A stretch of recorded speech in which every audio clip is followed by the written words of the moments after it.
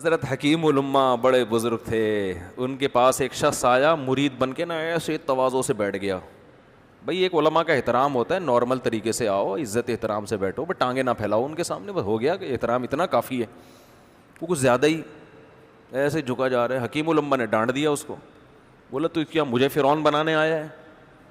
اتنا ادب کر رہا ہے، ایسے جھکا جا رہا ہے جیسے میں تیرا، یعنی میں اپنی ورڈنگ جیسے میں تیرا کیا ہوں، کہ تو خدا ہوں، کوئی بھگوان ہوں تیرا، میں کوئی معبود ہوں. آرام سے بیٹھو جیسے سارے بیٹھے ہوئے ہیں.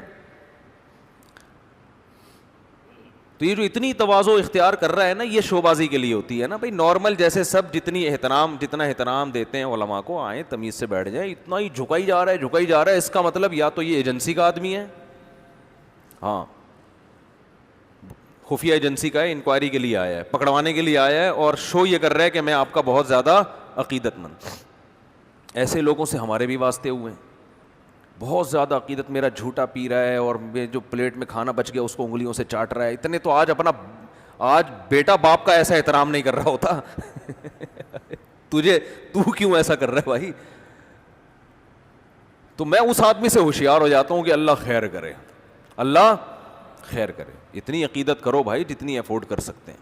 جیسے وہ ایک آدمی کو بھولنے کی بیماری تھی نا، سرٹیفکیٹ لے کے گھوم رہا تھا ڈاکٹر کی طرف سے کہ مجھے بھولنے کی بیماری ہے، لہذا بھولے سے دوسروں کی بیویوں کو اپنی بیوی بولتا تھا. وہ جب پکڑا جاتا تو سرٹیفکیٹ دکھا دیتا، بھائی ڈاکٹر کی طرف سے مجھے سرٹیفکیٹ ملا ہوا ہے کہ میں بھول جاتا ہوں. تو لوگ کچھ بھی نہیں کہتے یار اب بھولے سے.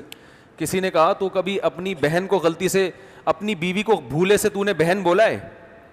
بھائی ہم اتنا بھولتے ہیں جتنا افورڈ کر سکیں. جواب دیتا ہے اتنا بھولتے ہیں جتنا برداشت کر سکتے ہیں، برداشت سے زیادہ نہیں بھولتے ہم. سمجھ رہے ہو کہ نہیں سمجھ رہے؟ تو کیا کہہ رہا تھا میں، جو ابھی بھولنے پر بات آئی وہ کہاں سے ہے؟ ہاں تو جو اتنی عقیدت کر رہا ہے نا، انگلیاں چاٹ رہا ہے اور آپ کا تھوک زمین پہ نہیں گرنے دے رہا، وہ صحابہ کی عقیدت تھی. آج اتنی عقیدت لوگوں کو اپنے باپ سے نہیں ہوتی جس نے اتنے احسانات کیے.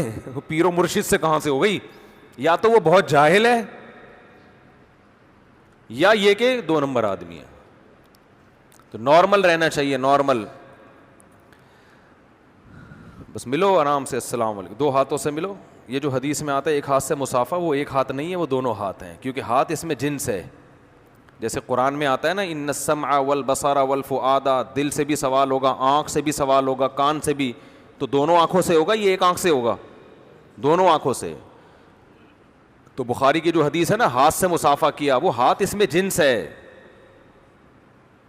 کہ اس سے مراد دونوں ہاتھ ہیں. اور ویسے بھی یہ عجیب سی بات ہے کہ نبی کا ایک ہاتھ ہو اور عبداللہ بن مسعود کا بھی ایک ہاتھ ہو.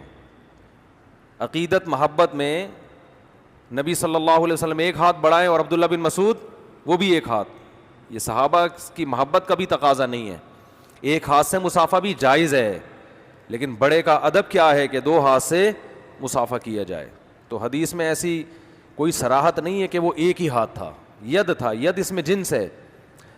اسی وجہ سے اسلاف اور جتنے بھی اہل اللہ ان کا تواتر رہا ہے کہ ہمیشہ مصافحہ دونوں ہاتھ سے. لیکن بہرحال ایک ہاتھ سے بھی جائز ہے، کوئی حرام ناجائز نہیں ہے.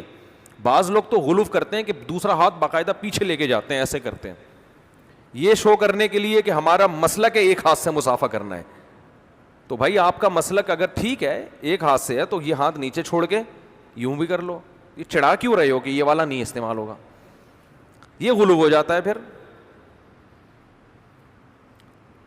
تو غلو دونوں طرف ہے، میں نہیں کہتا ایک طرف ہے. ایک صاحب نے کہا کہ ایک ہاتھ سے مصافحہ اس لیے جائز نہیں ہے کہ اہل حدیث کا شعار ہے.